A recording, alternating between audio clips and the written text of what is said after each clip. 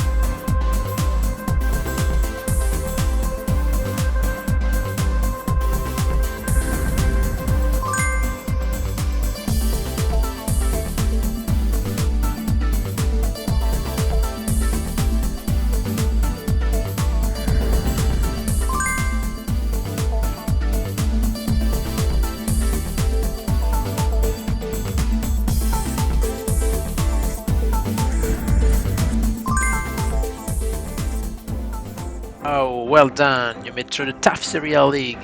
So, how many points did you score? Did you avoid relegation and save your place in the league for the next season? Or maybe you even qualified for Europa League or UEFA Champions League? But most of all, are you the new champion? If yes, congratulations. If not, don't fret. This is recovery time and we have a bonus question for you worth 3 points that is possibly going to improve your score if you get it right. Ready? Who was the top scorer of Serie A season 21-22?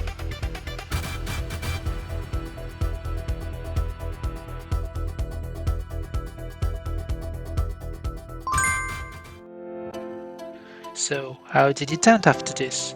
Let us know in the comments and stay strong till the next championship. Bye!